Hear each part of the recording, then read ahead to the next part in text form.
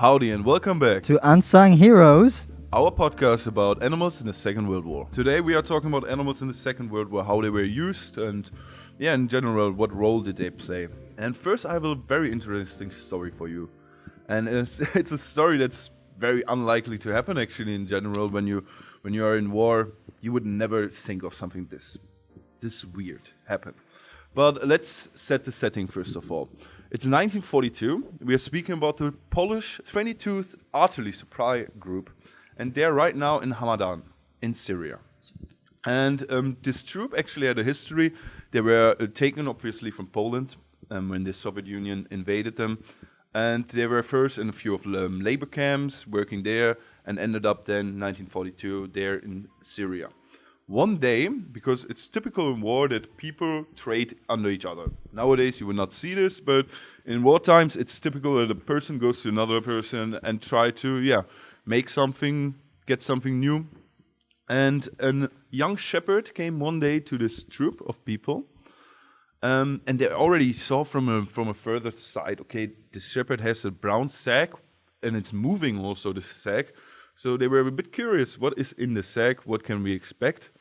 And after a bit of negotiation, the shepherd offered them a brown Syrian bear cub, a real bear.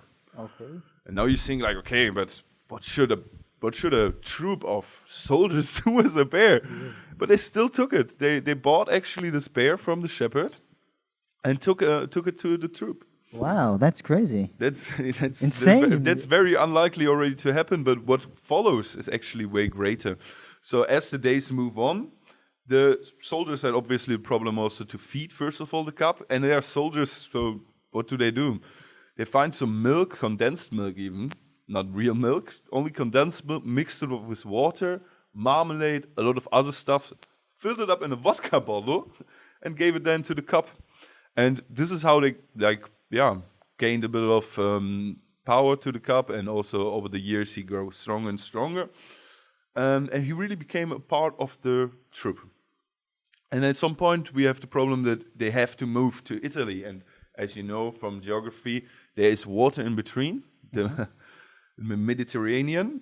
So how did they get this bear on the ship? That's a good question. Probably the same question the soldiers asked at this day then, very much. They actually made him a real soldier. An absolute own standing soldier with a number, with a name, Wojtek obviously.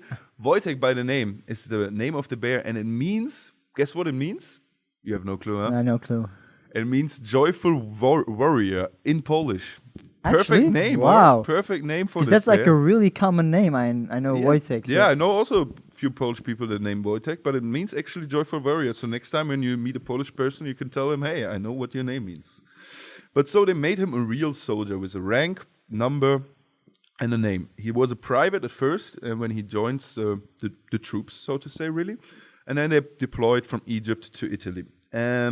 When they were in Italy, they were an artillery supply group, what means they are bringing, so to say, bombs and everything that you need to fight to the front lines directly to all the artillery troops that uses this then.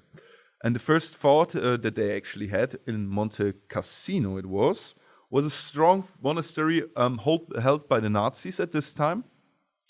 And first Wojtek, this job that I just described to you, first Wojtek was not seen as a real soldier. They had him as a pet, but he was not a real soldier that actually do something. But as this very fierce fight around Monte Cassino moves on, Wojtek started copying his friends because they gave him food and everything before. He sees them bringing bombs into the front lines and be like, okay, I do the same. And that's actually when he started to be so to say, a real soldier, because he's helping the troops. And this made him not only a soldier, but also the symbol of the whole 22nd supply group, because they found him so motivating, so interesting, that they made him the logo of this group. All right. Interesting story so far, yeah. Tell me more about it. Wait. I'm like really dived into your story here. as the war moves on, then of course you know that Germany loses and the Allied powers win. After this, the Polish troop had a problem because Poland was taken by the Soviet Union at this time. Oh. As you know, probably. I hope so. And they didn't want to move really back to Poland because obviously they were, caught in communism. And also they were thinking that Wojtek would have been used by the Soviet Union as, so to say, a little mascot and, taken out of place because he was not a symbol for the communists. He was actually a symbol for this troop, for this little group of army soldiers. So they actually found Edinburgh in Scotland where they wanted to move because it was way more peaceful. They were far away from all stress that was happening at this time in Europe. And they also went to Edinburgh because the zoo of Edinburgh said they would take Wojtek. And this is obviously a huge selling point for a troop that now fought with this bear for over 3 years. 3 years Wojtek was fighting alongside at this point already. So that they said, okay, we go to Edinburgh. 1947, they moved to the zoo. And in the zoo, Wojtek was very, very good taken care of. But also he got his own pool, which is very special, I think, for a bear. Yeah. And as well, his soldier comrades and everyone that he knew over this time could always meet him. And to the joy of the zoo visitors, they also wrestled with him. And what I have to end to this story is the most favorite things of Wojtek. Could you please guess what are the two most favorite things of Wojtek? He's a bear, so he probably likes fish or something. No. No? Far, far away from it. His two like something really unusual. Yes, his two most favorite things, as the soldiers said at least, were cigarettes and beer. No way. Yes, it was cigarettes and beer. And the cigarettes, he didn't smoke, of course, because he's a bear. It would look weird, but I never saw also beer smoking. He ate them. He ate all the cigarettes that they gave him, and he drank all the beer. He was just a soldier, so to say, at the end of the day. And how old is he now? No, he actually died. Oh. There is the sad ending to this very joyful story about Wojtek the bear. He had a very great life. He fought against the Germans. Not a lot of people can say that. And he died then in 1963 in Edinburgh in the zoo. Oh. It was a quite normal age for the bear, even though he ate all these cigarettes, Yeah, drank all this that's beer. what I was thinking. It didn't harm him too much, I guess. I cannot say it. I'm not a zoologist, but I guess it didn't harm him too much. And it's just a very joyful story if you think about how unhuman situation these soldiers were. Okay, I want to still take care of this bear cub because they also had the chance to just turn him down and take all this food they gave to him, actually to take it for themselves. But they were like, hey, no, this bear brings us joy. We want to keep him. And he returned this in a manner that's just insane. So I wanted to share this story with you, and I'm hoping you can give me such funny story back, maybe, or do you have anything prepared for today? Yeah, this is a very interesting story indeed, and I also have something, but I don't think it's going to be as interesting as yours, because yours is never next say level. this at the beginning of the story. Never say that. I'm quite literally flying into history with my story, the following story. This is the story about a war hero who flew not with an aircraft, but with his very own wings. A pigeon named G.I. Joe. Yes, you heard that right, a pigeon. But before you roll your eyes or you start laughing, let me tell you this. G.I. Joe actually saved hundreds of lives of soldiers and civilians during the war. And he wasn't just a bird, he was a soldier with feathers, a Dickion Medal recipient, and an enduring symbol of courage and determination. So first, I need to give you a bit of background info to the situation in Calvi Vecchia, a village in Italy. So it's October 18, 1943. The world is in deep chaos of World War II. And in the Italian countryside, the small village of Calvi Vecchia has been occupied by German forces. And Allied commanders have approved an airstrike by the Americans to push the Germans out. Unexpectedly, though, the British had already won back the village from the Germans. This was the 169th London Infantry Brigade.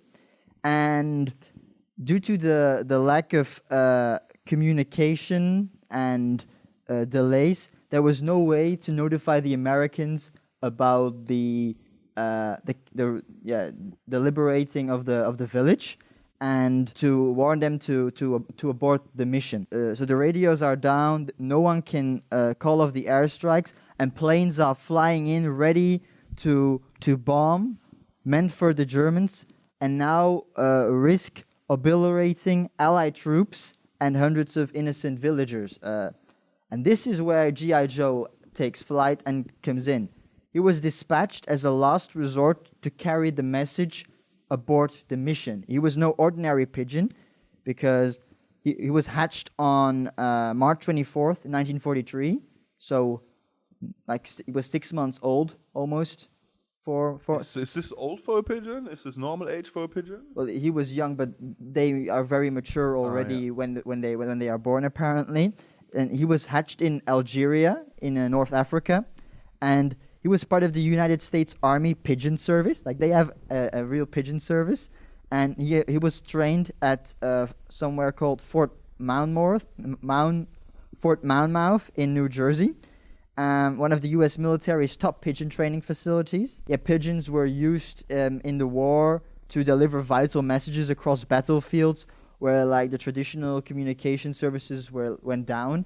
And now you might be wondering, why pigeons? Well, back then, communication technology wasn't as reliable as it is today's.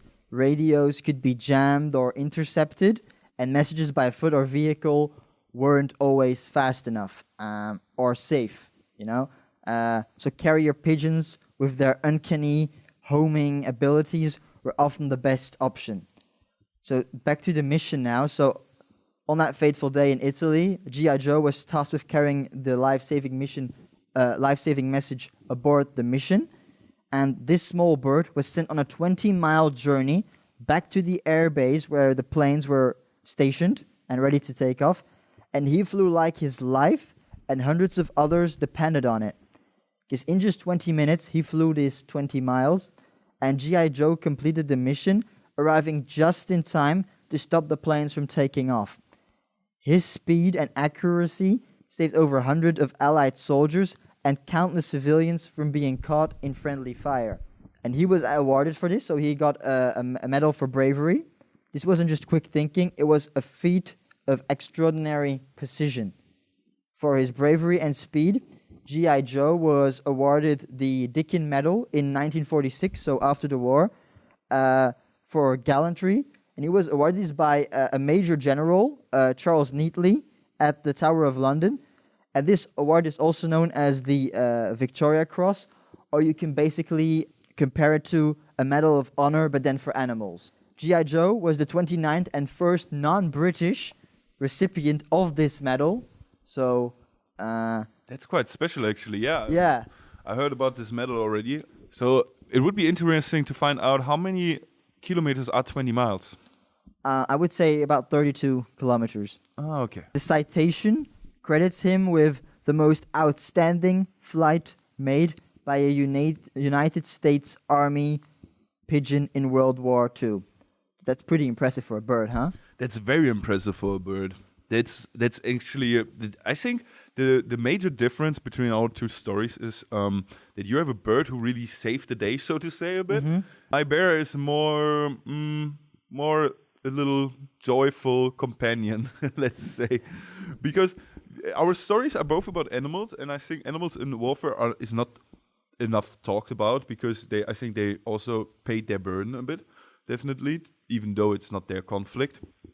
But yeah, this is a major difference. Your pigeon really saved the day, huh? How many people were saved probably on this day only because of this one pigeon? Apparently hundreds. We're talking about inhabitants of the village, but also soldiers who just liberated it. So hundreds to thousands, basically. That's incredible. And I think at the beginning, before the before our show begin, you also told me you have a little list of animals just to get a bit into the Yeah, knowledge. but I wanna finish with my pigeon story here. It's not done even. Well, He's already it's done, honored. but I want to know what happened after the war. I want to tell you what happened after the war. So, a hero's legacy here. Yeah. So after the war, GI Joe actually went to a retirement house for pigeons, where 29 other pigeons were as well, who served during World War II. And he passed away, unfortunately, on June 3rd in 1961, which is actually a ripe old age at 18 for a pigeon. And today you can visit the GI Joe at the U.S. Army Heritage and Education Center in Carlisle, Pennsylvania, where his preserved body reminds us of his heroism. But to answer your question on other animals that were used in the war, we all know about like horses, mules, donkeys who were used for transportation. Yeah, obviously that's a big part. But like in more tropical countries, so we're talking about India, North Africa, these were like elephants and camels that were used also for transportation. Dogs were used. We had dogs that were used for messages, for carrying messages between units that were under fire. Dogs were also used for detection because they have really good smell. They sniffed out mines, bombs, and enemy soldiers as well. We also talked about pigeons, elephants, camels, cats. Cats were also used. How were But cats they were used? more used for like amusement reasons. Okay. Like many brigades or camps had a cat as a mascot. That's crazy. Then we also have marine animals, and I want to say something here. Like dolphins were used in the Cold War. Yeah, because I heard before Yeah. that dolphins were also used in the Second World War. But I think someone spread like false information. Yeah, no, Because I did I I think did thorough there were no research, dolphins. and I actually found out that dolphins weren't used, but marine animals were started being integrated as the war approached its end. So we're talking about seals and dolphins, of course. For detecting underwater mines, but this was more during the Cold War. It is incredible how animals are used for very specific roles, and how they also fulfill this. Huh? Because we spoke about like really crucial stuff. Detecting mines is very crucial, but also as we spoke about your pigeon, it's such crucial and very important tasks they are fulfilling in this war without taking any part of it in it. I have a few more unexpected animals that were Okay. used in battle, or like at least in the war, not necessarily in battle. A reindeer, you know, the thing that carries A the sleigh reindeer? from Santa Claus. It was used in the more northern countries, Finland, and maybe. the Soviet Union especially used them. Oh. And now here they come. So I have bees.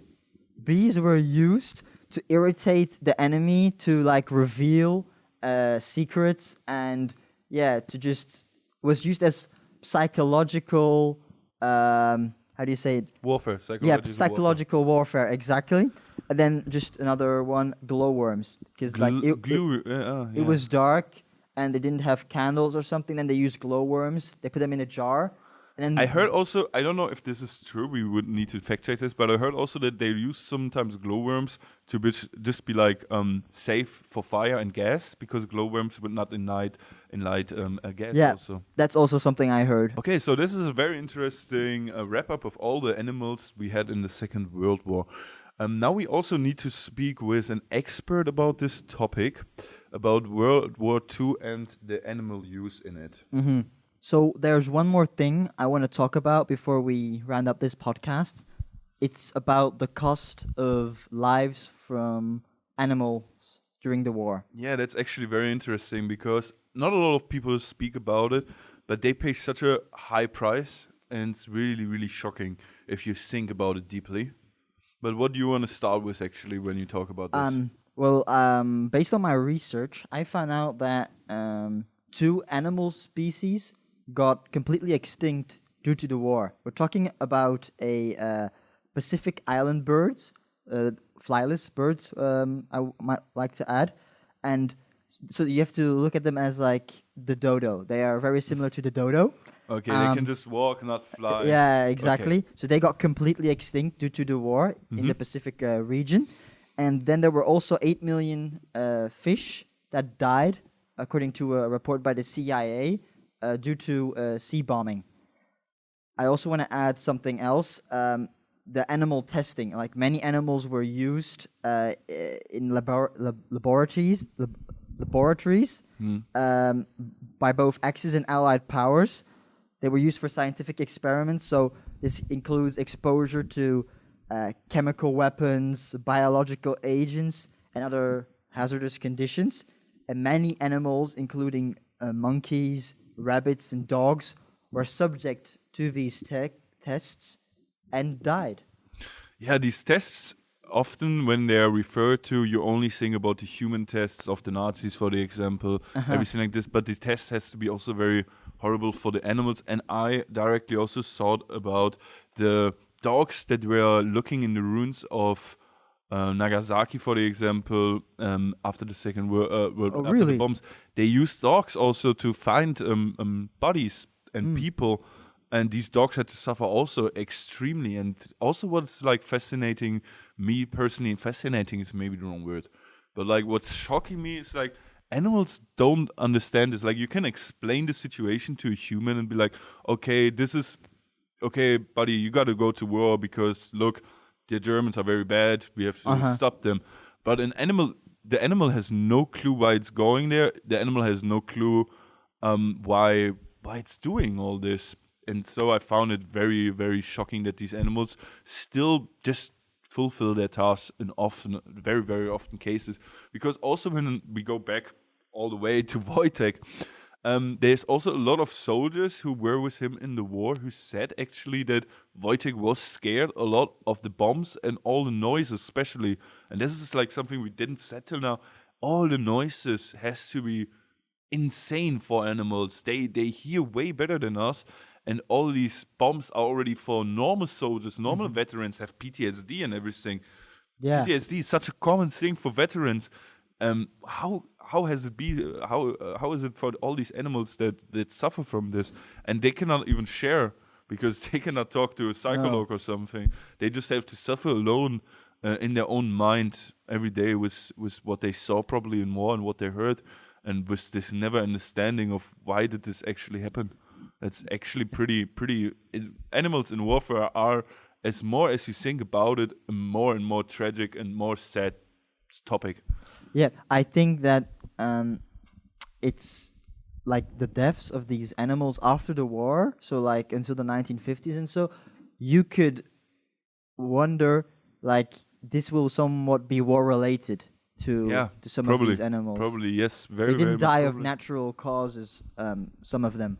Yeah, I mean, Wojtek actually lived for a quite normal quite normal lifespan for a bear, but as we said before, probably he had PTSD, probably literally, after all this, what he lived Eating through. Cigarettes and drinking beer can't be healthy for a bear. I mean, that's not normal behavior, and probably it rooted somewhere, and that it roots maybe into war is very probably.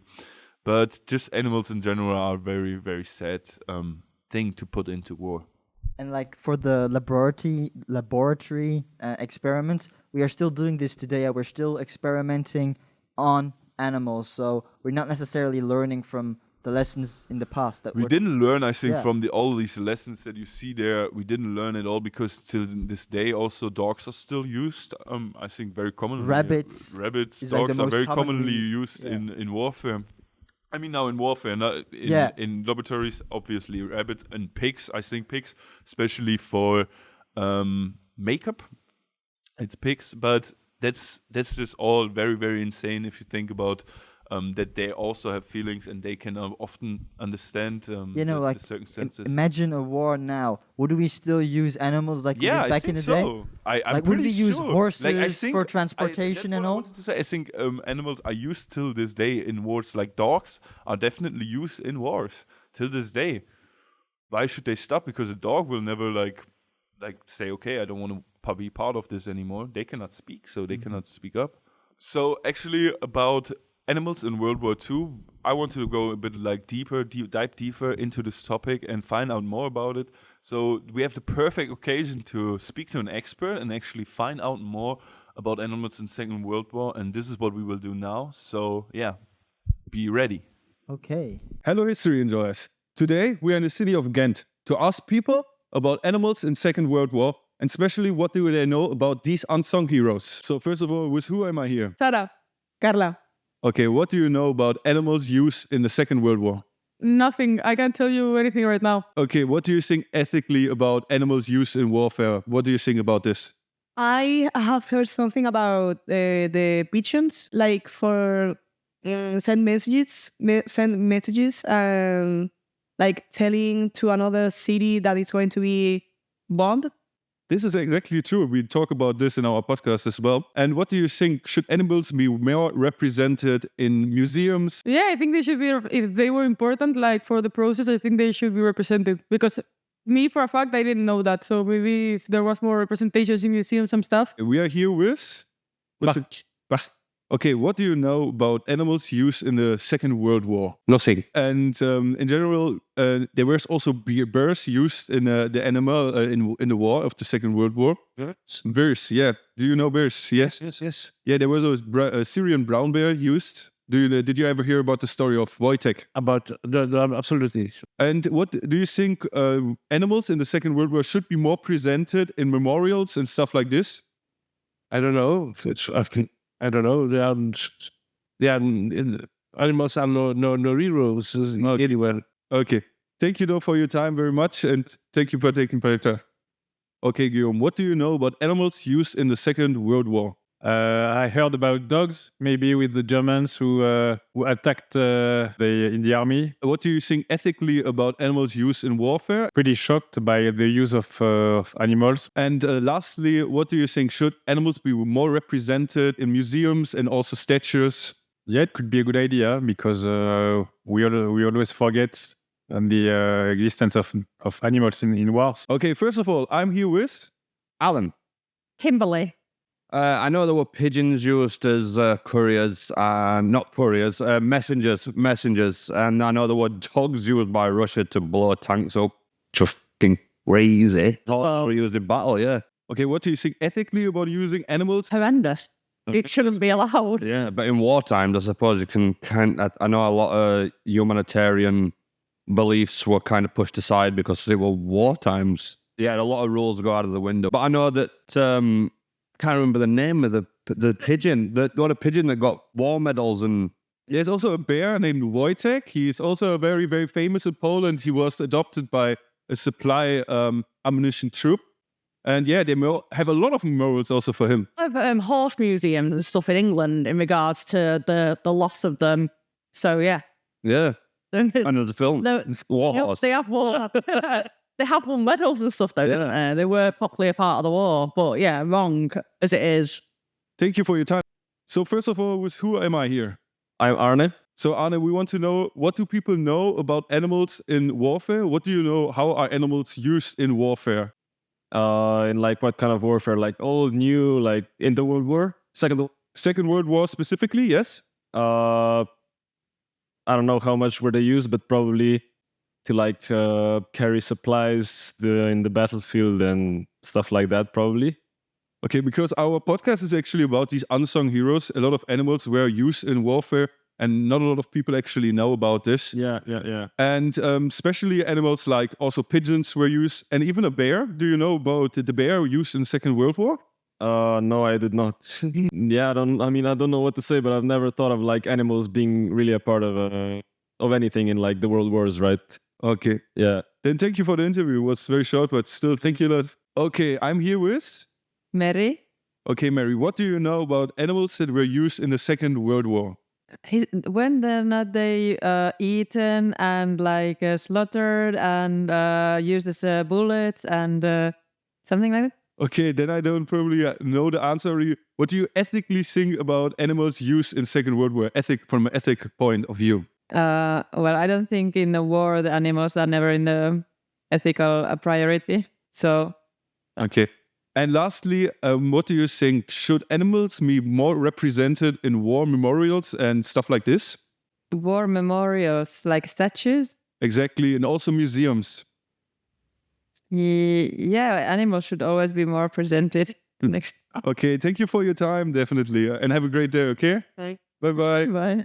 All right. Thanks for this very interesting talk about animals during World War II that were used. And yes, Thank you also. Thank you as well. thanks for watching. And see you next time. Stay tuned.